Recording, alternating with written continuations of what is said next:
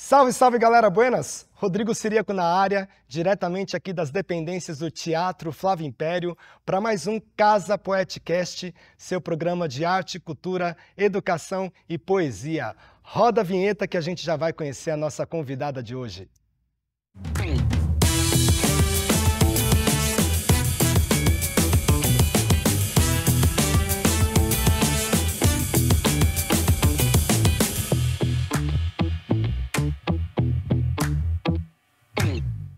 Casa Poeticast é uma produção da Casa Poética, produção audiovisual da Sigo Som e realização do Teatro Flávio Império, equipamento integrante da Secretaria Municipal de Cultura.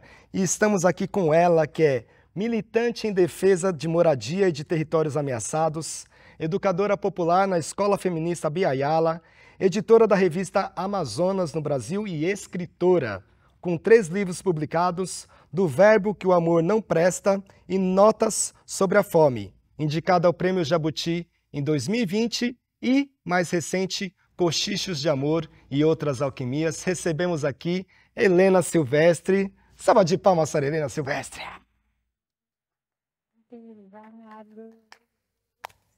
Obrigada, meu querido. Eu que agradeço a presença, seja bem-vinda, fique à vontade, é um bate-papo. Aqui, viu? Então tá ótimo, sinta-se em casa, né, como é.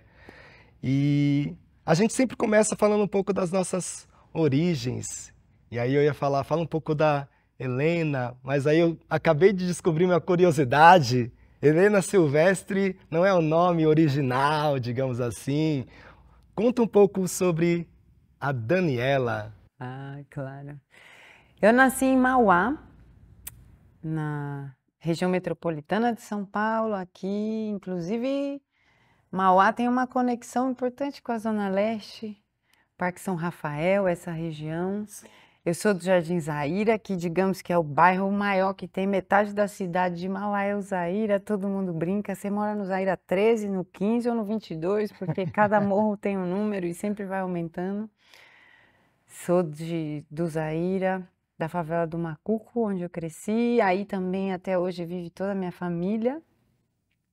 E eu, bom, nasci sem nome nenhum, né, igual todo mundo, mas aí logo depois me botaram Daniela, que é o nome originalíssimo de fábrica, para dizer assim. Mas eu comecei na militância cedo, e aí com essa história da militância... Cedo você tinha quantos anos, amiga? Tinha 12. 12? Eu era tantã de tudo. 12 anos. A gente vivia uma pobreza muito grande, né, Rodrigo? Anos 90, você tá ligado que você também Sim. é do território. Foi uma década que a gente cresceu brincando e talvez sem ter noção da gravidade de tudo que estava ao nosso redor. Mas uma parte disso chegava, né? A gente entendia. Pra mim era isso. Eu falava, como que a gente tá lascado? Como que pode? A gente sofre demais, é muita injustiça do sistema. Então, com 12 anos, eu era uma pessoinha desse tamanho que eu vivia com raiva do sistema. Sim. Agora, o que era o sistema? Como é que faz? Aí já são outras... As complexidades do sistema, né? Mas isso foi me carregando e foi na escola. Inclusive, digo isso com muita alegria para você que também é um professor, um educador. Eu conheci uma professora que me chamou para integrar um grupo de jovens militantes que tinha no meu bairro. E mudou minha vida completamente. Qual que é o nome dessa professora? Raquel Helena Quintino de Oliveira, porque eu lembro tudo. Raquel Helena. O Helena vem daí? Não. Então, não, mas tá aí entre as inspirações várias, porque esse é um nome bonito. Ela é professora do quê?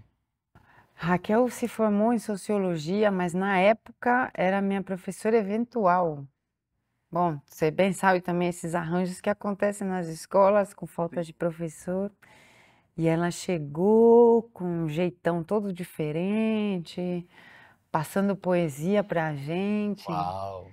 Lembro bem, uma poesia... Você lembra que tipo de poema que ela passava?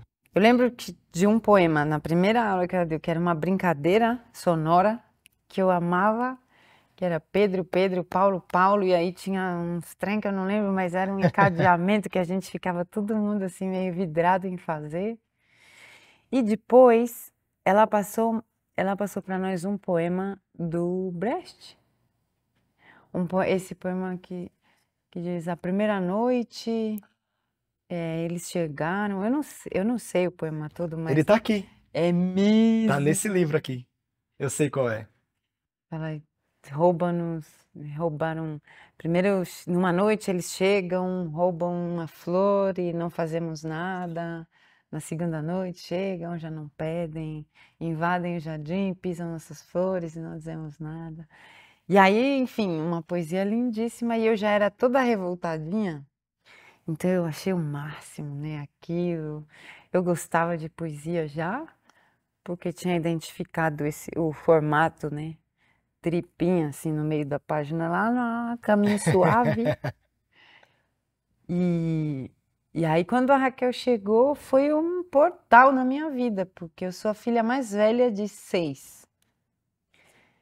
Então, quando você é filho mais velho de um bocado de irmão, o que você conhece é basicamente através dos seus pais, Sim. né? Porque você não tem irmãos mais velhos que vão te dando dicas ou senhas, já descobriram coisas que vão compartilhando É com você que vai fazer essa ponte para eles, né? Exatamente. E aí, a minha família é isso. Meu pai estudou até a 4ª série, a minha mãe estudou até a 6ª série.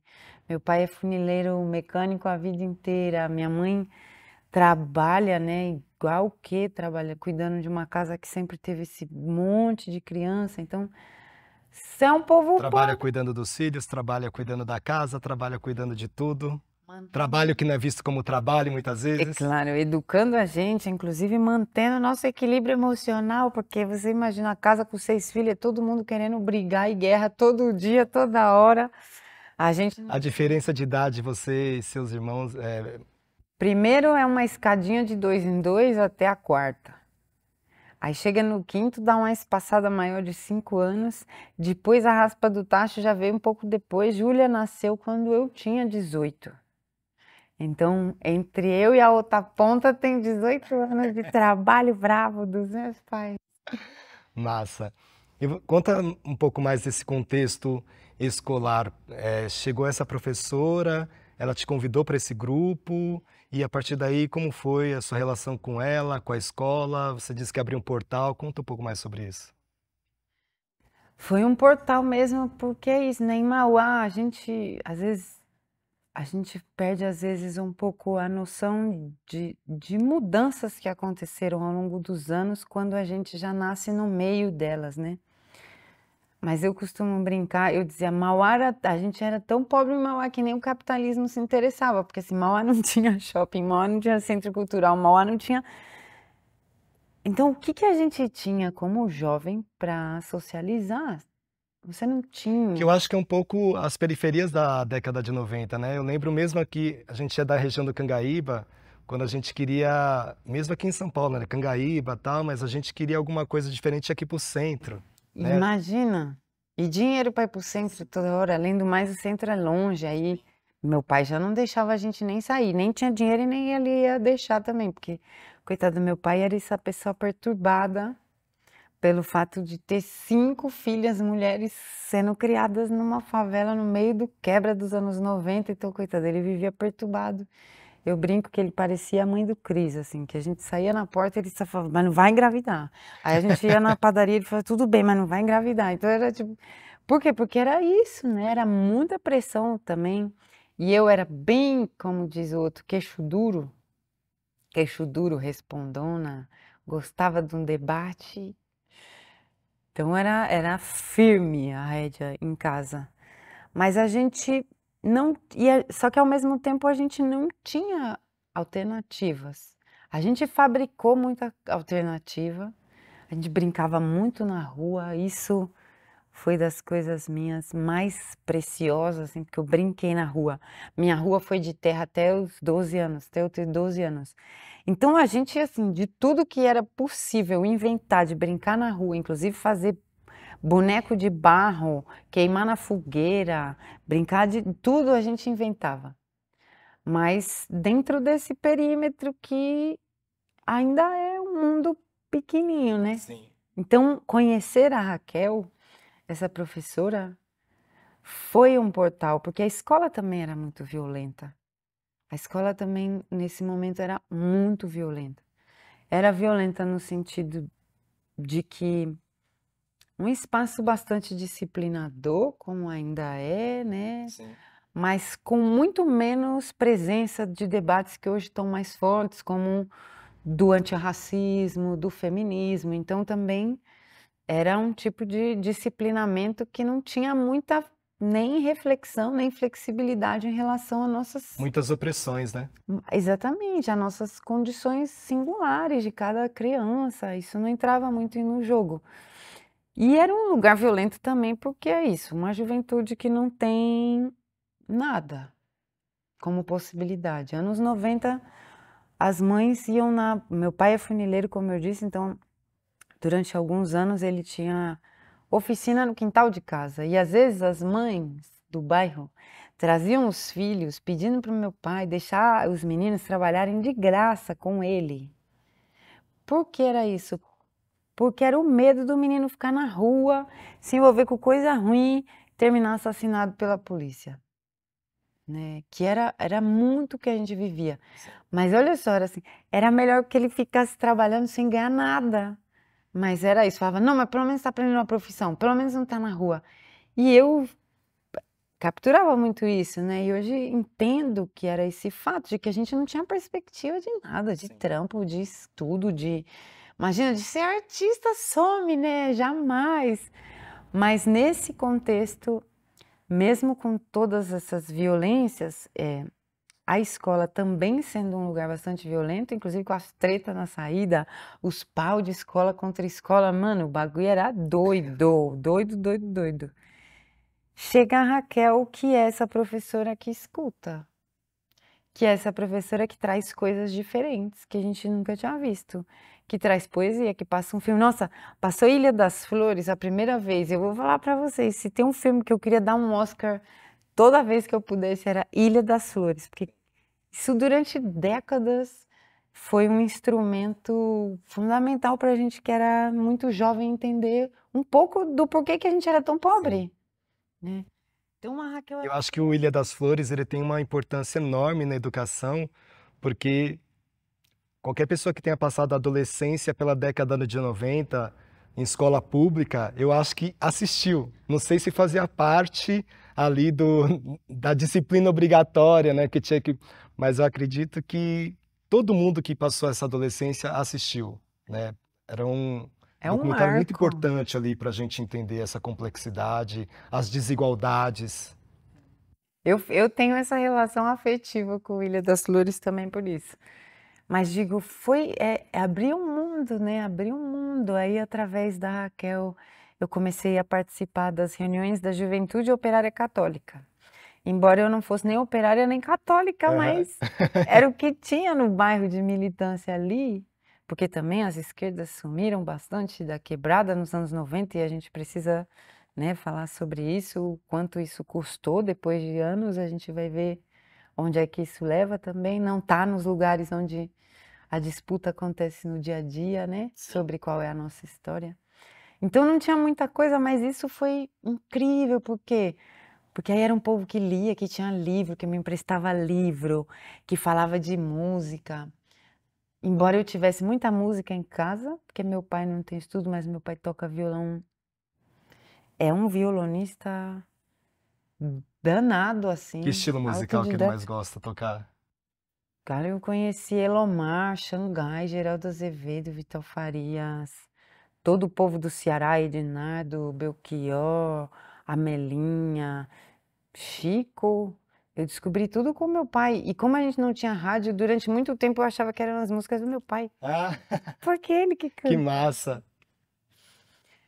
Então foi assim, eu acho esse portal que se abriu com o encontro com a Raquel, com o encontro com a militância, foram me dando portas, muitas outras portas. A Raquel era uma porta que se abria para um corredor cheio de outras portas, porque daí vinha militante de outros países, e eu comecei a entender que existiam outros países, não só saber no mapa da escola, mas encontrar uma pessoa que falava outra língua, que era muito diferente, e ver uma nota de dinheiro que era muito diferente da nossa. Sim. Coisas que hoje que podem parecer bobas, mas era assim, como aquilo na minha cabeça eram várias Na explosões. verdade, parecem bobas, mas não eram bobas também, né? Porque a gente vê esse mundo hoje, a internet, a gente qualquer coisa coloca lá no site de busca, rede social, a gente encontra. Nosso conhecimento, além da escola, vem daquela enciclopédia Barça, né? Que a gente ia na biblioteca, ou então algumas famílias tinham dentro de casa. Então, é uma coisa diferente, né? É uma relação bem diferente também. E aí foi isso, eu entrei na militância muito cedo, eu era a mais novinha do Brasil inteiro, porque com 12 anos ia isso, eu acho que tinha gente que gostava de jogar bola e eu gostava de entregar panfleto na frente de algum lugar. Dessas reuniões, essas coisas com leitura também me atraíam muito. E no fim das contas, eu fui. É isso alterou toda a minha rota de vida, porque logo em seguida, alguns anos depois, quando eu tinha 15, meus pais se tornaram religiosos, aí já não queriam mais que eu participasse das atividades da militância. Católicos ainda? Não, são testemunhas de Jeová, meus pais. Então, imagina isso também. E eu dizia, mas como vocês que me ensinaram tudo sobre injustiça social e desigualdade social e sobre a gente não aceitar isso e sobre a gente se organizar, e agora que vocês não querem, mas eu também tenho que não querer, não posso. E nesse momento, um pouquinho depois desse momento, eu começo a atuar no movimento de moradia. Então, Ainda em Mauá? primeiro, na verdade não foi em Mauá, mas foi no ABC, em São Bernardo do Campo, uma ocupação gigante que o MTST construiu lá no ano de 2002 para 2003, chamada Santo Dias, a ocupação, uma ocupação imensa com milhares de famílias. Que assim, quando eu cheguei lá, eu endoidei, falei, não, é isso aqui que eu quero, olha isso, esse monte de gente, fogueira toda noite, não tem nem luz, a gente pode conversar sobre tudo, tudo é na Assembleia que resolve, a gente pode cantar na Assembleia, era uma mistura de também coisas de arte com uma intensidade... Uma festa, Exato. alegria. Uma intensidade comunitária, a gente também meio que resolvia tudo junto, então falta comida, mas aí todo mundo é que resolve. O problema é fazer um banheiro, então todo mundo é que resolve isso. Só que, imagine, sai o meu nome no jornal a primeira vez, sei lá, porque eu tava na portaria, chegou um repórter, perguntou alguma coisa e eles botam lá, sei lá, segundo fulana, segundo Daniela, que tava aqui na portaria e disse que é apoiadora do movimento. Pronto, aí no outro dia já me liga minha mãe chorando, coitada. O que é que você tá fazendo? Por que você tá com esse monte de terrorista? O que é isso, minha filha? E eu dizia, não, mãe, não tem nada a ver, não é isso não, não sei o quê. Então, aí eu decidi publicizar um outro nome, quando tinha coisa do jornal. Porque eu dizia, bom, pelo menos vai sair outro nome no jornal, minha mãe não vai ficar sabendo, a pobre não vai ficar sofrendo, porque também não adiantava nada ela ficar Que sofrendo. ótimo! E aí eu falava só, aí pensei um nome que eu gostava. Aí eu tenho um tio-avô que se chamava Heleno, que é uma figura importante na história, na memória da minha avó, minha família é toda de Catolé do Rocha, na Paraíba. Então ele era uma figura que era parte da memória, assim, que ela falava sempre, eu achava um nome bonito também. A Raquel também chamava Helena, eu falei, vou botar esse. Aí botei esse lá. Então, você vê que a volta é grande, mas por quê? Porque já envolve muitas coisas desse comecinho de viver. E quando que a literatura entra aí?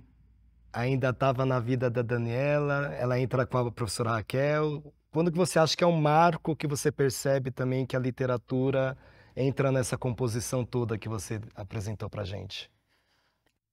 Eu acho que bem antes, eu acho que a literatura entrou de algum jeito. não sei se o que eu vou falar é meio doido, mas eu acho que a literatura entrou de algum jeito pela música. Porque na minha casa a gente ouvia mesmo muita, muita música.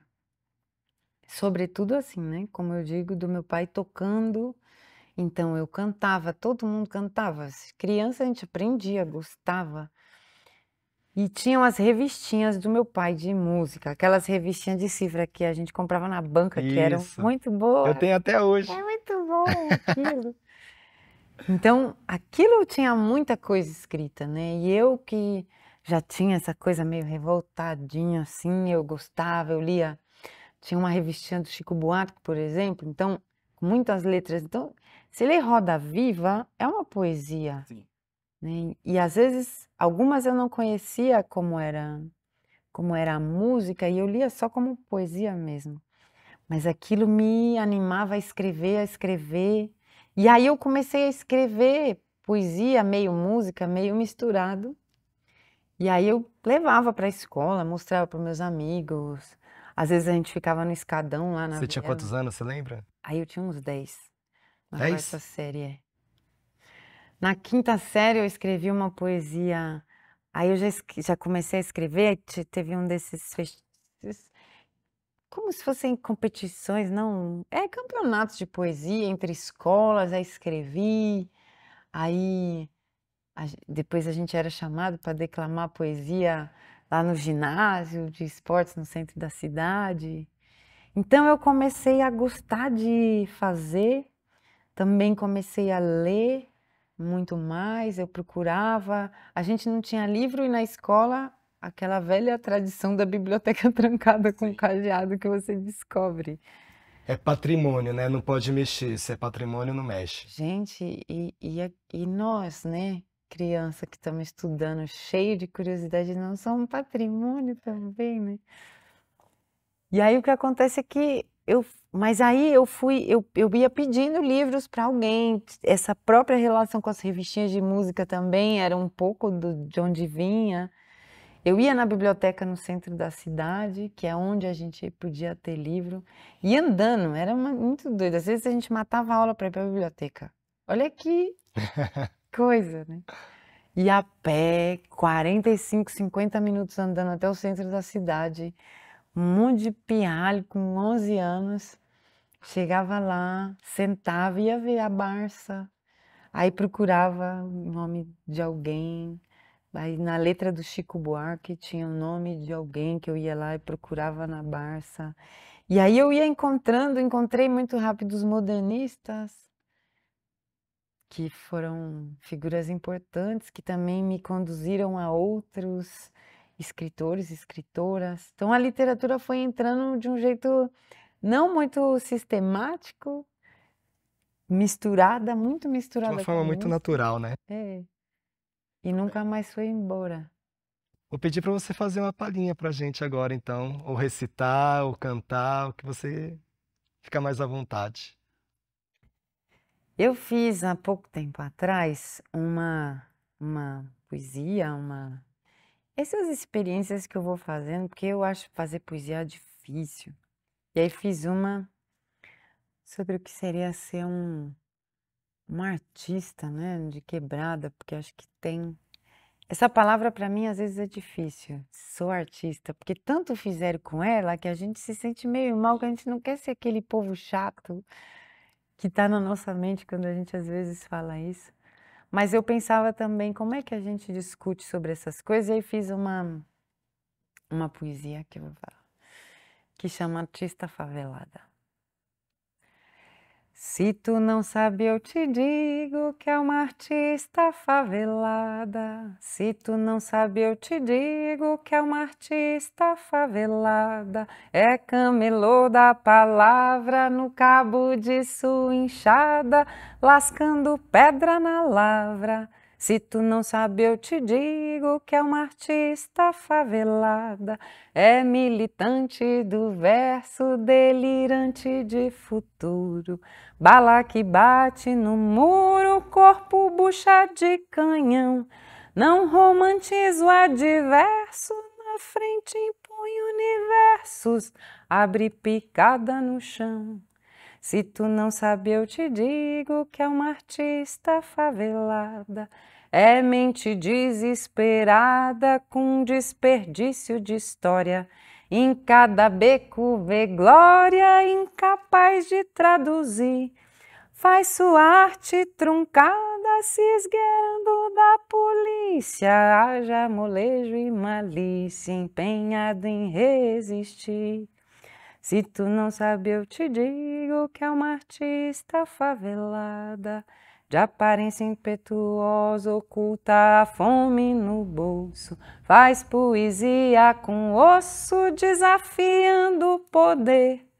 Canta o amor e canta também a vitória do povo. Se apanhar, canta de novo, que é pra ninguém se esquecer. Tentando, né, falar disso. Iga, eu olhei aqui, você tem 3 livros. 4 já? 4 já? Eu ando desembestada. É? É que na minha bio aqui tava tem o do Verbo que o Amor Não Presta. É. O Ele Notas. é de qual ano? 2018. 2018. É. Notas sobre a Fome. 2019. 2019. Quem me dera quedas d'água, 22. Ah, tá. Esse não tava na bio. E o Cochicho de Amor 23. e Outras Alquimia. Eu queria que você falasse um pouco sobre o Notas sobre a Fome. Porque, na verdade, o primeiro, a gente se conheceu no movimento de Saraus. Mas o primeiro livro seu que chegou para mim foi o Notas. E eu fiquei muito feliz quando ele também foi indicado para o Prêmio Jabuti, né? Porque é isso, é um prêmio de destaque, a gente não faz para essas coisas, mas eu particularmente fico muito feliz quando eu vejo os nossos. E aí eu queria que você contasse um pouco sobre ele também, porque eu acho que é um livro que traz bastante de quem você é, dessa luta, mas também essa sensibilidade que você tem, que eu acho que é uma coisa que faz bem para a luta, né? A gente ser essa potência de, né, de ser, de fazer, mas, como diz o nosso camarada, hay que endurecer, pero sem perder a ternura, jamás, né? Esse equilíbrio, ele nem sempre é muito fácil. Nossa, eu acho que ele é difícil mesmo. E notas, como nasceu notas, né? Eu faço notas a vida inteira também, escrevo. Eu sempre escrevi muito isso, panfleto para ocupação de terra, escrevia os manifestos do movimento quando a gente ia sair marchando por aí. E de algum jeito, para mim, tinha uma coisa meio épica também nessa escritura que levava para um lugar literário onde a gente também consegue falar do que está fazendo de um jeito mais inteiro, né? Que só o pragmático não descreve o que é um ajuntamento de gente sonhando com alguma coisa e fazendo por onde esse sonho sair. Então, eu vou, ao longo dos anos, escrevendo de diferentes maneiras, mas tomando notas sobre coisas que me chamavam a atenção, escrevendo pequenos pedaços de textos que ficavam lá, tudo guardado ou no computador ou em cadernos. Eu tenho um monte de caderno velho que eu guardo. E quando, na verdade, em 2018, o selo Sarau do Binho, através da Suzy, me falou: a gente quer publicar, que você escreve aí, se anima, não se anima? Primeiro me deu um gelo na espinha. Falei: ah, Suzy, eu acho que eu gosto da ideia, aceito o desafio. Ela falou: então você tem 7 dias. O Aí, quê? 7 dias. Meu Deus. E eu tinha já muito, é isso, né? Essas notas reunidas, então eu comecei a me debruçar em cima do que eu tinha produzido e guardado comigo. E foi daí que saiu do Verbo que o Amor Não Presta, digamos. Eu elegi no meio dessa memória toda guardada uma parte que eu achava que fazia sentido, se alinhavava como um livro e que fazia sentido. Mas nesse processo de rever todas as minhas notas, de rever minhas memórias, eu fui encontrando vários momentos que eu escrevia sobre fome. É isso, eu venho mesmo de uma família muito pobre, assim, né? Que na periferia era muito pobre. Então é isso, a nossa casa alagava, a gente já ficou longos períodos comendo arroz e farinha com cebola frita até ter dinheiro e, e tantas outras passagens ou memórias que eu anotei ao longo do tempo e que estavam muito ligadas a essa fome, que não é só fome de comida, porque se você está comendo arroz puro todo dia, você está comendo alguma coisa, mas será que isso também não é fome? Será que o fato de a gente não ter nenhum lugar para ir passear nunca também não era fome, né? De roubar um Danone no mercado, não é para matar sua fome, é para matar seu desejo, porque se não é arroz e feijão, mas é fome também. Então eu fui me reencontrando com essas notas no processo de fazer o livro anterior, que foi o primeiro. E aí eu pensei que eu precisava me debruçar sobre colocar isso organizadamente, ou mais ou menos, porque Notas sobre a Fome é maluquinho no papel. Então, Notas ele nasceu assim, mas aí eu fiz essa decisão também de. É muito difícil escrever sobre algumas experiências. Eu não sei o que que você acha, Rodrigo, mas eu fico sempre pensando nisso, como é difícil falar de algumas experiências que a gente vive na quebrada, assim, sem reduzir, sem fazer espantalho do que é isso tudo que atravessa a gente, né? E eu tinha muito receio de escrever sobre a fome e parecer um livro de vítima, sabe? Ou ao mesmo tempo, sei lá, ou esses estudos sociológicos que falam das coisas sem falar das coisas, porque parece que está tão longe que já nem a Fala coisa. só das coisas, né? Não reconhece as pessoas, os É, sujeitos, sabe? Parece que é tão longe que a gente já nem sabe mais onde é que tá o que é gente ali dentro daquela escrita. E fazer o Notas foi essa dificuldade, mas eu falei, eu quero tentar e quero ver se meus amigos do bairro da Quebrada o que eles vão achar disso. E foi assim que o Notas saiu. Peguei dinheiro emprestado para imprimir os 100 primeiras, fiz o bicho. Também, também aí, e aí com isso, acho que isso encerra um pouco essa pergunta, assim, no sentido do que você dizia da militância, né? Porque eu já estava. É isso, Notas eu escrevo em 2018 para 2019. já tinha todo esse contexto político, né, que a gente... Exato, e eu já era também militante há muitos anos. Então ele também tem uma coisa que é um acerto de contas, de alguma maneira, entre arte e política na minha vida. Porque eu sempre achei, em muitos momentos eu ficava pensando, mas será que não é muito egoísmo meu eu me afastar das tarefas da militância para me dedicar a fazer isso, a escrever, porque é uma coisa que eu quero, que eu tenho necessidade, mas sou eu? E depois eu fui vendo que não, porque no fundo faz muita falta determinadas reflexões e relatos justamente para o mesmo povo com quem eu ocupava a terra, né?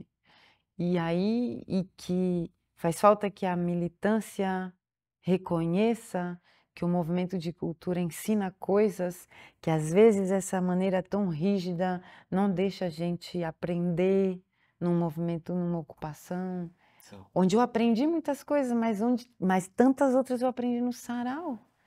Eu aprendi que nem tudo precisa ser encaminhado, que nem tudo precisa ter uma síntese, que às vezes coisas diferentes elas vão continuar sendo diferentes, é encontrar um ponto de acordo e coesão e tá tudo bem. E no sarau, isso é outra maneira, é uma ágora política onde a gente está muito mais inteiro. Sim. Então, o Notas também tem um pouco essa crítica, não só esse relato da experiência da fome pensada desde esse lugar, de quem atravessou isso de alguma forma, mas também tem essa reflexão do quanto quem fala da fome às vezes não permite a poesia que é necessária para falar da nossa fome. Sim. porque os sociólogos estão falando da nossa fome, não é daqueles passaram. Então, na nossa fome tem poesia, porque tem samba, sempre teve, porque tem capoeira, sempre teve, tem boi, tem cacuriá, tem catira, tem funk, tem tudo isso que, mesmo com fome, nosso povo nunca deixou de fazer. Então, acho que Notas também tinha essa vontade, sabe? Desse acerto Sim. de contas também. E é bacana você falar isso, eu acho que, né, dessa questão do movimento da militância, no seu caso, moradia, bem forte, e tem esse movimento cultural. E quando eu estava preparando a mesa, eu lembrei de uma frase do Eduardo Galeano, que ele diz assim: a igreja diz, o corpo é uma culpa. A ciência diz, o corpo é uma máquina. A publicidade diz, o corpo é um negócio. O corpo diz, eu sou uma festa. Ah. E é esse lugar, né, que eu acredito numa revolução que tenha justiça social, que tenha transformações estruturais, mas que também seja necessário ter o corpo, ter a festa, ter o amor, né? Porque é isso fundamentalmente que justifica, inclusive, todas essas lutas que a gente faz, né? Porque é onde a gente entra nas relações de afeto, nas trocas, né? Exato, como é que a gente consegue se organizar comunitariamente sem estar afetado, né? Sim. Sem se afetar. Agora, é uma coisa muito doida, porque eu venho da quebrada, onde isso é muito mais rico, complexo, essa experiência de ser pobre e resistir, ela tá permeada de arte, de cultura, de narrativa, desse fazer arteiro, artesão que tá nos nossos bairros. Mas, e cheguei na militância porque eu precisava, mas a militância me endureceu um pouco as cadeiras, digo. Sim. E aí o movimento de sarau de novo me resgatou. Você, bicha, não se esqueça como é que se requebra. Porque é isso, né? Se não tem ginga, não vai ter revolução. Porque senão a gente também acaba, além de endurecendo, entristecendo, né? E eu não lembro agora quem diz, mas o sistema requer corpos tristes, É né? uma técnica Corpos de tristes, controle. adoecidos, porque são corpos, de uma certa forma, mais fáceis de serem manipuláveis também, né? Mas eu queria pedir licença. Eu vou pegar o Notas que está aqui e eu separei um trechinho para eu ler. Bora, eu quero saber o que você separou aí. E depois eu vou pedir para você fazer mais uma também. Tá bom. Eu vou ler a nota 4. Caveirão. Primeira carta. No desenho animado, as caveiras mexicanas fazendo festa eram muito mais bonitas do que aquelas desenhadas no camburão da polícia. O dia inteiro aquele sol dos diabos, o dia inteiro vendendo no farol para aquela branca de merda fechar o vidro achando que eu ia roubar. Foda-se. Você sobe o morro e isso passa, mas o inferno continua. O dia inteiro aquele tiroteio com os alemãos subindo cheio de ódio. Cê é louco. Eu queria descer outra vez, nem que fosse para perambular na praia ou ficar rodando na Lapa. Qualquer lugar, sair um pouco da neurose. Não dava mais. No meio do bang bang, entrei para dentro de casa. Mais inferno. Minha avó e minha irmã assistiam quietas o programa de TV e com um pouco de medo não saíam de perto de uma da outra. Eu não sabia que barulhos de tiros estava ouvindo, o som dos disparos na rua ou o som dos disparos na televisão. Fiquei quieta, olhando pelo buraco, a rua vazia lá embaixo da viela, nela só o carro preto com caveiras desenhadas. Dias atrás, tinham matado Juarez, bem do lado da casa da dona Janaína, que estava doente desde que mataram o filho dela. A minha avó era amiga da dona Janaína e também da dona Maria, que perdeu o neto mês passado. O helicóptero, no dia em que mataram o Juarez, tinha começado a atirar de cima, logo cedo. Ninguém nem foi para a escola nesse dia. Minha mãe chegou atrasada porque esperou acalmar um pouco, mas tinha avisado a patroa. Acho que eles desceram, vó. Tem certeza, filha? Tenho. O povo está começando a sair na rua. Vou abrir a porta e olhar. Antes de abrir, ouvi a gritaria. Minha avó conheceu a voz de alguém que gritava e saiu arrastando a minha irmã pelo braço.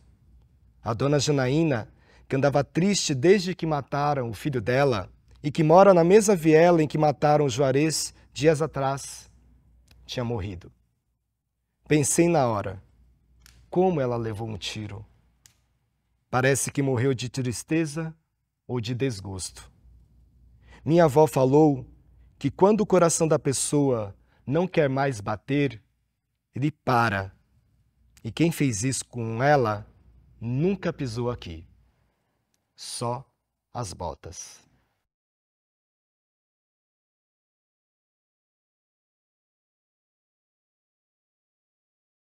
Eita, essa foi uma. Isso me pegou muito forte. Eu já tive em meio de tiroteio quando criança também por aqui. Já não é mais, graças aos orixás, uma realidade diária, como já foi, né? Nos anos 90, que a gente sabe, mas já tive e me lembrava da sensação. A gente é criança, isso livra um pouco da gravidade, mas ainda assim te pega e isso foi quando Dona Janaína mesmo morreu, no Rio de Janeiro. Tinha perdido o filho, eu conheço porque tenho caminhado junto com as Mães de Maio ao longo dos anos. Elas foram construindo uma relação também com as mães que perdiam filhos no Rio de Janeiro, as mães de Manguinhos, as mães de várias das chacinas também.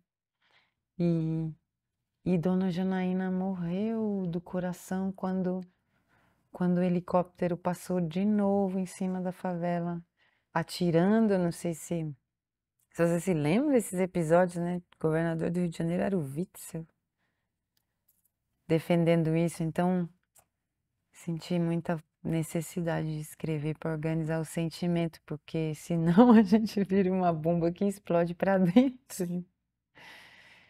E, e depois mostrei para as Mães de Maio esse texto. É impactante também para elas, mas é nossa memória, né?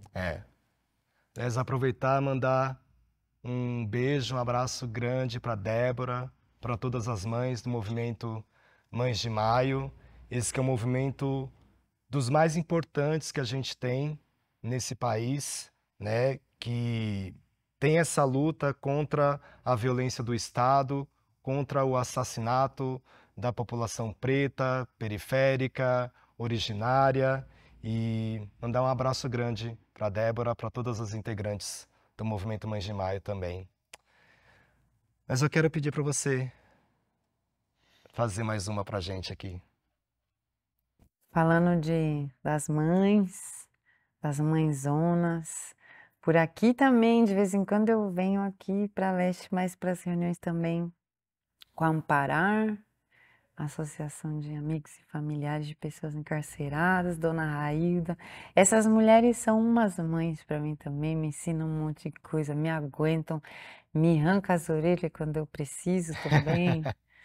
E com elas foi que me aproximei dessa discussão sobre o abolicionismo penal, sobre a necessidade da gente poder imaginar um mundo sem prisões. Será que a gente consegue, né?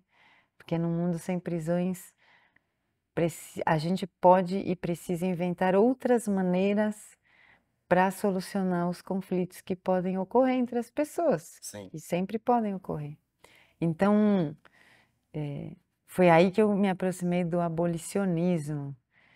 E gosto muito dessa palavra por tudo que ela também carrega na história brasileira. Historicamente, né? Exato, bonito pensar que eu me meto numa mesma linhagem de luta que Luiz Gama, que é esse povo todo que lutou pela abolição da escravidão. Então fiz uma poesia que se chama Apresentação e que termina falando sobre abolicionismo. eu me arrisco a fazer uma cestilha, porque sou avexada pra falar. Não pari, não embuchei, não tive filha, sou mulher, sou migrante, não sou ilha, eu sou terra que anda, eu vou andar. Me apresento aqui no meio do tempo, sou guiada na luz das Três Marias, Santa dos Pés Rachado é quem me guia, e o relógio do sol eu trago dentro desse mundo sem teto, eu sou rebento, sublimada na força da partilha. Com mais de 500 anos de idade, meu passado sumiu das tuas vistas, e as estátuas todas da tua conquista são o roubo da minha liberdade. Se a memória não tem capacidade, o meu canto resiste à tua maldade, de apanhar virei abolicionista.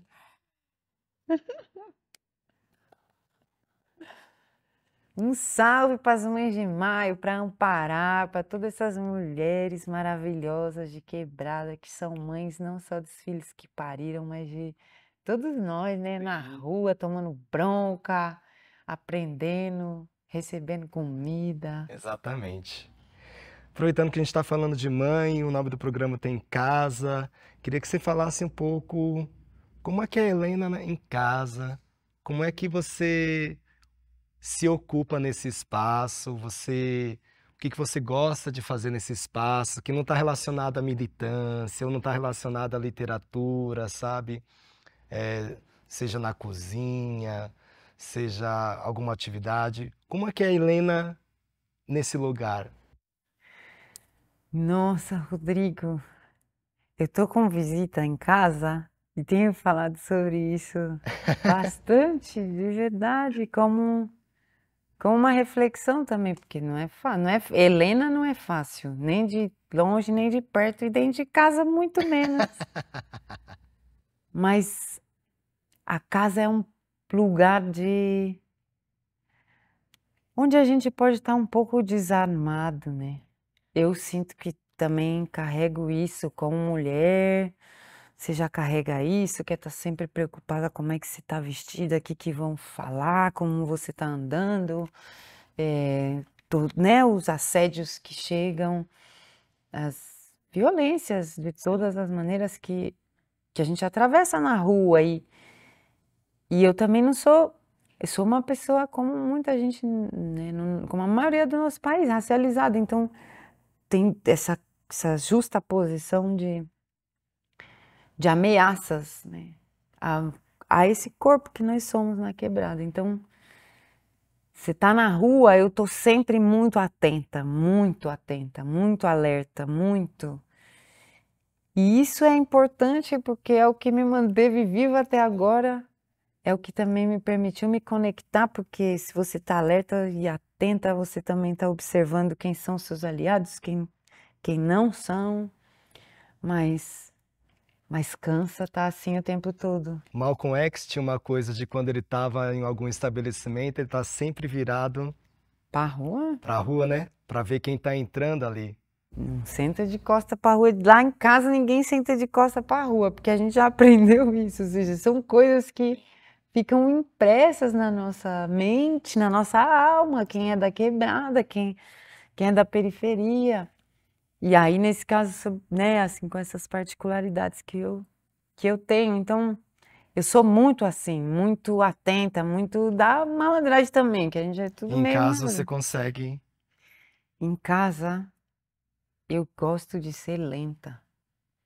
Eu fico pensando que se o mundo fosse outro, eu não tinha ido nem militar, nem nada, eu tinha ido criar galinha, que eu gosto muito de criar galinha, gosto dos meus cachorros, gosto de plantar, eu tenho planta, eu gosto das minhas Você tem mão plantas. boa para planta? Tenho, oxi, lá em casa dá um monte de coisa. Agora tá ruim com o aquecimento global, tá lascando até as plantas dentro de casa, mas tem chá, tem melissa, tem 3, 4 tipos de manjericão, tem poejo, eu vou plantando malva, plantei uma malva agora que pegou.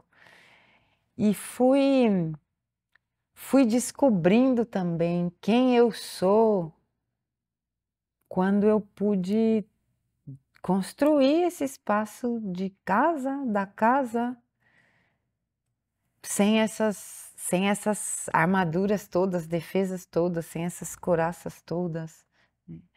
E a gente vive sempre meio doido, né? A gente que é de quebrada, você está sempre preocupado com o próximo aluguel, sempre preocupado com a próxima conta, sempre preocupado com tudo isso, que também altera um pouco quem a gente é. Mas em casa, quando às vezes você tem um sossego de uma semana sem pensar nessas urgências, e você pode estar sem, né, tá respondendo à ditadura do relógio, impondo A um... ditadura da rede social, do WhatsApp. Exato, isso.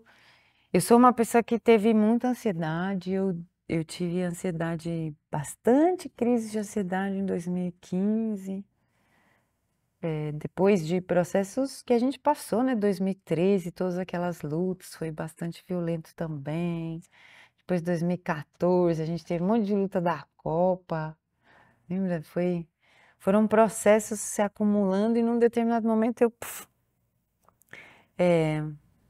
Então, isso também me ensinou, a ansiedade também me ensinou que se eu não encontrar um lugar dentro de mim que seja calmo e firme para eu pisar, eu não consigo.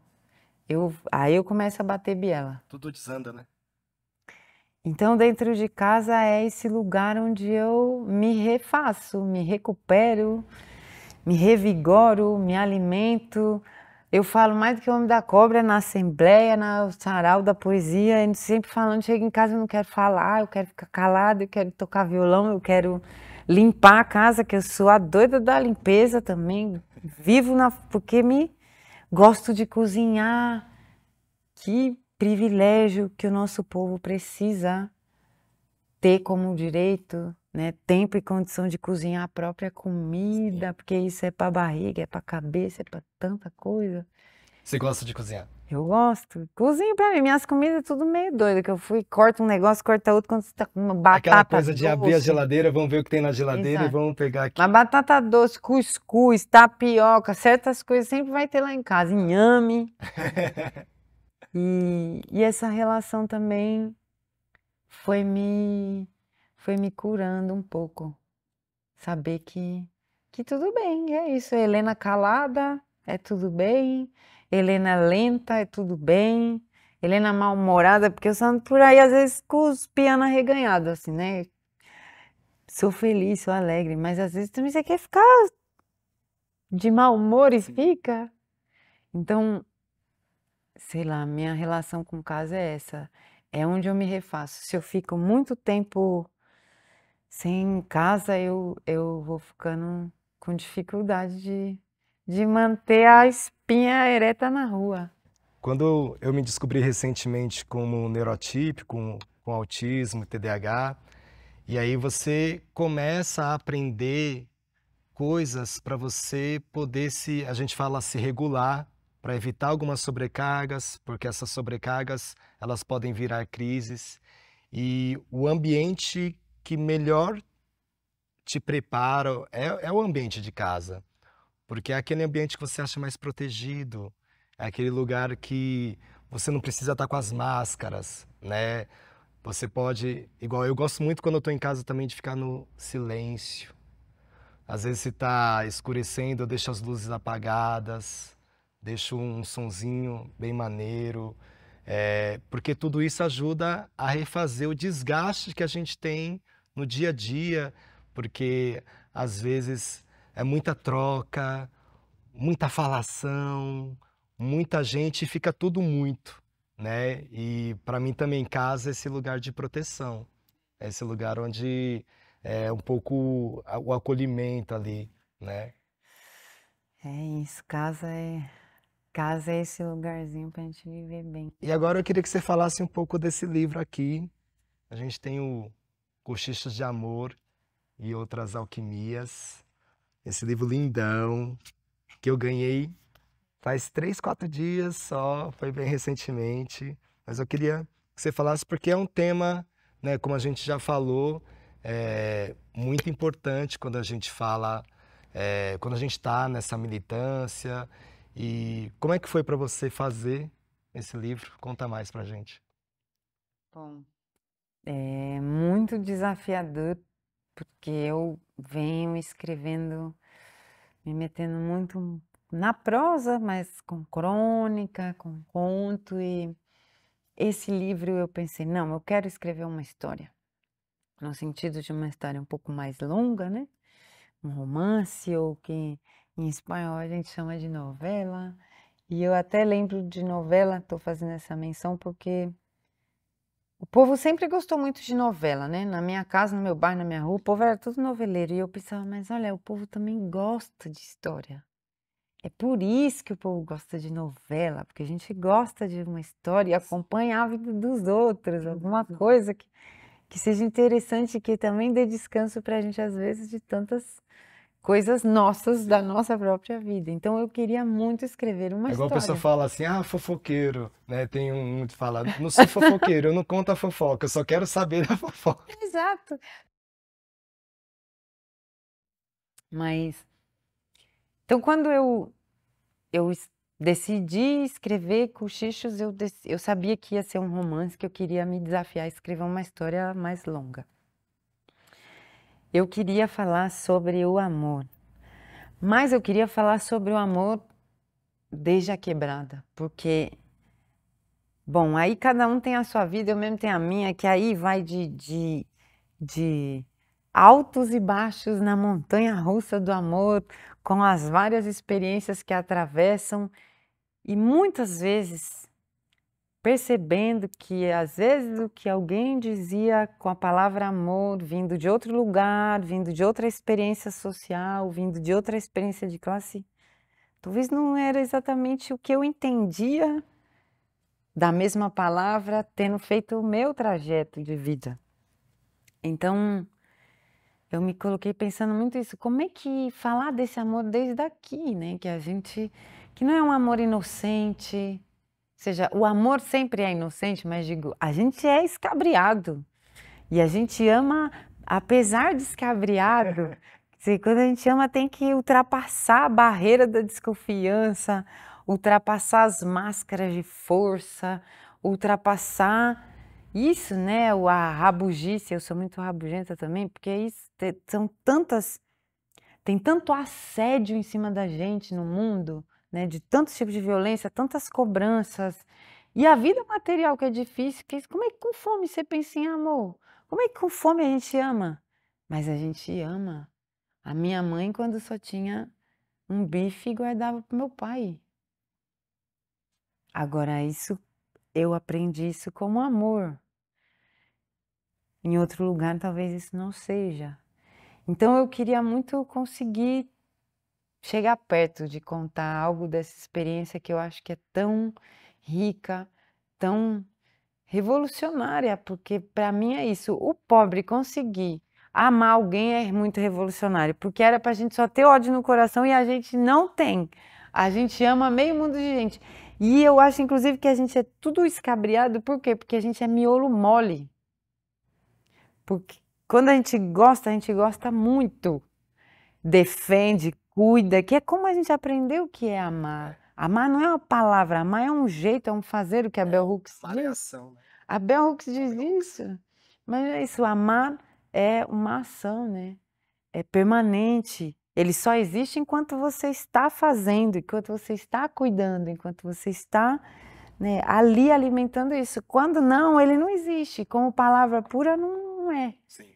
E aí essa é um pouco uma tentativa de falar sobre essa riqueza que nasce nas nossas vielas, becos, avenidas, ruas quebradas, através da história da Luzia, que é uma jovem, uma quase adolescente de 16, 17 anos, começando a descobrir o que é amor também, no meio dessa grande violência que circunda tudo que está fora. Mas isso, imagina, a gente tá passando pela puberdade, os hormônios saindo, pelos ouvidos, por todo canto. E não importa que tem chacina na porta da sua casa, isso não muda. Não muda a sua vontade de conhecer outras pessoas, de descobrir o corpo, de saber do desejo. Então é um pouco essa tentativa. A Luzia, essa personagem, esse livro ficou bonito graças à ajuda da Pilar, que é uma argentina que fez essa capa, que é um pouco também uma Luzia imaginada por ela lá desde Córdoba. E uma diagramação bonita da Lu Sampaio também, que teve que me convencer a deixar as letras em vermelho, porque eu falava, não, mas é muito ruim de ler. Ela dizia, não, você é muito velha, rabugenta, vai ficar vermelho. Eu falei, tá bom. Então é um livro que também tem essa vontade de... Às vezes o nosso povo tem histórias tão lindas, tão lindas, tão lindas, mas a gente não sabe que elas são lindas, porque de algum jeito convenceram a gente de que as lindas histórias, elas são de outra natureza, de outra ordem, muito diferente da nossa, né? Eu brinco com isso sempre, os filmes da Sessão da Tarde começam com 5 bombas explodindo, a pessoa quando termina com o namorado vai para a Índia e fazer né? Vou sofrer na Índia, então quer dizer, nada daquilo se parece com nada do Ela que vai para um retiro, né? e a gente quer dizer, não parece com nada do que é a nossa vida e como essas são as histórias que se contam, a impressão que fica, a ideia que vai se construindo no nosso povo é de que as nossas histórias não são histórias lindas e eu acho que são as mais lindas, porque a minha vontade era também poder compartilhar isso com os meus, com o meu povo. Olha só, leia um pouco disso. Isso aqui é um pouco do que eu vivi e é um pouco do que eu vi viver através de muita gente que separa o bife para o outro, que divide o único bife que tem. Então, que a gente possa tomar consciência do quão bonito é o amor que a gente cultiva, apesar de tudo, nos nossos territórios. Muito bem. Eu trouxe também uma outra autora aqui, é a Dinha. Ah, maravilhosa! E eu separei um poema de amor que tem nesse livro aqui, que também, na minha visão, traz um pouco desse amor das quebradas, né, dos becos e vielas. O nome é Ano Novo, Amor Velho. O Ano Novo injetou no calendário nova dose de veneno. Nos convulsionamos todos violentamente. O amor foi atirado na janela do vizinho, fruta podre, quebrando a vidraça do teu peito. Tentaste juntar os cacos, mas o resultado feriu tuas mãos vazias. Então, erguemos os olhos e vimos. Multidões de mãos feridas te acenavam como num sonho. O ano novo entrou chorando. Ou nós aqui bebemos e não vimos que era chuva o que parecia choro. O amor foi prolongado como um segredo, dito no ouvido de um homem do povo. O amor foi quebrado, e é à base de tiros que ele sangra. O ano novo entrou correndo, assustado pelos becos, entrou com fome. E as ondas do mar, no mar, cheiravam a sangue. A esperança que ele trouxe em pouco tempo fedia a escárnio e peixe podre. Por isso anda escondida nos necrotérios domésticos das geladeiras e freezers. Mas o ódio não é capaz de apontar lugar seguro. Plantaremos girassóis para espantar esse céu cinza. Ano novo, amor velho. Se olhar, não tem mistério. A dor é parte da luta. Dinha. Dinha maravilhosa, esse livro maravilhoso de passagem, mas não passei. Helena, eu queria agradecer imensamente essa nossa prosa. Muito obrigado mesmo. Estou muito feliz de você estar aqui. Estou muito feliz poder compartilhar algumas prosas, outras palavras. Eu sou muito batendo aqui o o meu técnico de som ali fica doido. Toda hora, às vezes, eu bato no microfone aqui, o bicho daí fica... Para Acontece, quieto! né? Mas eu queria dizer que admiro muito a sua pessoa, admiro muito a sua luta, admiro muito a sua escrita, que você tenha muita saúde, que você tenha muita acolhida, que você tenha muita casa e que siga não só na luta ali da militância, que a gente sabe o quanto é importante, né, nesse país dessas desigualdades que a gente não tem nem nome, né? Você fala uma desigualdade, é uma coisa tão absurda que às vezes você não consegue nomear o tamanho disso, mas que também, para além dessas lutas, sempre a gente possa ser beneficiado com essas palavras, com essas obras, porque isso também alimenta outro tipo de fome, né? Que é a fome da poesia, é a fome de repente, aquele dia que a gente não está muito bem, a gente abre aqui numa página, numa prosa, e a gente lê, a gente se identifica e fala, é isso aí, vai, tem que ir, né? E queria deixar aberto para você fazer aí, seja suas considerações finais, seja mais uma poesia, alguma coisa, as duas coisas, fica à vontade aí, por favor. Eu queria agradecer pelo convite, pelo chamado. Você, toda a Mônica, toda a galera da Casa Poética, toda a equipe que está aqui também fazendo com a gente, Lota que vem comigo. E agradecer, mas agradecer sobretudo pelo trampo que vocês têm feito há tempos, assim. Eu realmente tive a minha vida completamente alterada depois de me encontrar com pessoas que na escola me foram portais para muitos mundos possíveis. Então, a gente fica de longe, né? Zona Sul e Zona Leste é dois universos de tão grande, de tanta quebrada, de tanto BO, de tanto coração ferido por metro quadrado, mas sempre observando e torcendo de longe. Então, eu queria isso primeiro, agradecer vocês demais, porque isso é o que eu acredito mais que todo o alvoroço, é que esse trampo vai mudando mesmo as nossas vidas, as vidas das pessoas. Mó feliz de estar aqui também, né, meu? Assim, trocando ideia de poesia de tarde, mó privilégio. Sim. Imagina um Nesse escritor desse, teatro nesse teatro enorme, chique, Flávio o Império, mó equipamento pessoal público na massa. quebrada, no É Cangaíba. isso, imagina, nunca nem sonhei, mas estamos aqui, e que bom, né? Talvez a gente é o sonho de alguém que veio antes, que Isso, sonhou com que a gente certeza. queria. E aí fico feliz e tô feliz. E olha, para mim hoje não existe mais possibilidade de Helena, Daniela ou quem seja escrever, militar sem escrever, porque uma das coisas que eu aprendi é que o povo podendo ver suas próprias histórias fica forte. Sim. E aí eu pensei Tem o Drummond diz, né, que eu gosto muito desse... Lutar com as palavras é a luta mais vã, no entanto lutamos, mal rompe amanhã. Né? Que lindo! Acho... Eu vou ler um pedacinho só para deixar o pessoal com... Gostinho. Exatamente.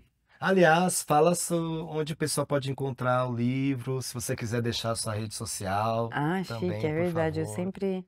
sempre perco isso. Bom, a gente tá com a Editora Popular Chai, que é uma tentativa também de dar uma casinha para esses livros. Tem lá o site de Chai. Chai é uma palavra lindíssima, T-X-A-I. Então, é uma palavra bonita. Tem um disco do Milton com esse nome também. E bom, os livros estão lá. Tô no Instagram, Helenita Luta. Tô no Facebook. A Escola Feminista Biayala tá lá, que é o nosso bonde de mulherada lá da Zona Sul. Eu tava aqui, a pergunta nem deu tempo de fazer. Ah, mas é isso, já vai saindo na naturalidade. É. Isso. E e a gente se encontra aí nas feiras, né? Espero que todo mundo participe da feira literária que vai ter aqui em breve, nesse mesmo teatro. Então já vou também fazer nossas propagandas, porque a gente caminha também com os nossos livros, né, Rodrigo? Isso é um pouco da nossa tradição. Um pouco por dificuldades, porque a distribuição dos livros é ainda um lugar que tem muitas barreiras para nós, né, editoras periféricas, Sim. entrarmos.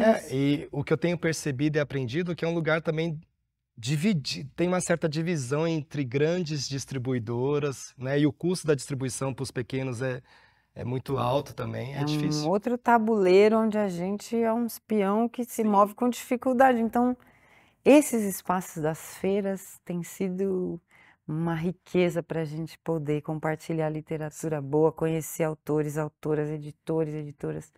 Então, a gente sempre está em lugares assim, né? Eu sempre estou. E vou ler um pedacinho para deixar todo mundo querendo saber como é que vai. Para onde vai isso daqui? Aí vocês vão atrás do livro. Cortiço e panos de prato. Luzia passou de viver na casa da amiga para viver num cortiço, muito limpo, que reunia pequenas casinhas grudadas umas nas outras, com quarto, cozinha e banheiro, de janelas que davam todas para o mesmo corredor. A entrada era um pequeno portão que dava acesso a um terreno comprido. Tinha uma fileira de casas embaixo e outra em cima dessa. A rua era uma rua qualquer, dessas que sobem algum morro que olha de cima para a estação do trem. Viviam aí muitas mulheres, várias delas vindas de outros estados, que trabalhavam muito, mas ainda não tinham constituído família ou morada certa no Sudeste. Outras eram mesmo dali, mas por algum motivo não suportaram ou não puderam seguir vivendo com suas famílias. Costureiras, vendedoras, atendentes, cozinheiras, algumas com filhos, outras não. Falavam alto, riam alto e ajeitavam os cabelos e unhas umas das outras sentadas no corredor. Luzia era a mais jovem de todas, mas elas eram, em sua maioria, mulheres não muito mais velhas que ela. Algumas com idade de ser sua mãe, mas nenhuma com idade de ser sua avó. A vida agora era um pêndulo que oscilava entre dois pontos, suas decisões e suas condições de decidir. Quanto às condições, sempre esteve habituada a que fossem precárias. Filho de penca sabe que não é banana ouro. Diziam isso para explicar esse comportamento de quem nasce num balaio de pobres e aprende logo que as vontades têm limites. Quanto às decisões, lutou por elas, por ter o direito a elas, por decidir por si mesma, por conquistar algum punhado que fosse de liberdade. Gastava os finais de semana em reuniões, panfletagens e grupos de estudo. Gastava os dias da semana em trabalhar, estudar, saindo ocasionalmente na alguma noite. No dia em que se transferiu da casa de Almira para a casa do Cortiço, foi Ivan quem veio de longe ajudá-la. Ficou o final de semana inteiro, ajudou a pintar as paredes e no final dormiram juntos. E aí eu não falo mais nada. Obrigado, mana. Obrigada de ser, gente. Muito axé nesse trabalho, que seja sempre abençoado. Vida longa para nós. Vida longa pra nós. Gente, queria agradecer toda a equipe que ajuda aqui na realização. Primeiro, a Casa Poética, que faz a produção geral dessa atividade, na figura da Mônica Alves. Agradecer também Sigo Som, que faz a produção audiovisual, na figura do Binho Santana, Diogo Hans, Akin Silva. Agradecer também a equipe técnica aqui do nosso Teatro Flávio Império, cuidando ali do nosso som, Rodrigo Souza, da iluminação, Ricardo Cabelo, profissionais de primeira qualidade, também o pessoal aí da gestão, serviços, limpeza, enfim, a gente está aqui, a gente sabe que a gente está literalmente no palco, mas sempre tem toda essa galera aí. Dizer que o Casa Poetcast é uma realização do Teatro Flávio Império, que pertence à Secretaria Municipal de Cultura da cidade de São Paulo. Você acompanha esse e outros episódios nas nossas redes sociais. Acompanhe então Casa Poética SP ou @Teatro Flávio Império. Esse programa e outros também estão nas principais plataformas de streaming. E dá uma moral pra gente, se inscreve lá no canal, que é muito importante, ativa o sininho para receber novas notificações e até a próxima. Acompanhe. Obrigado, é nóis. Ativa esse sininho aí, pessoal, hein? Valeu, galera, até a próxima.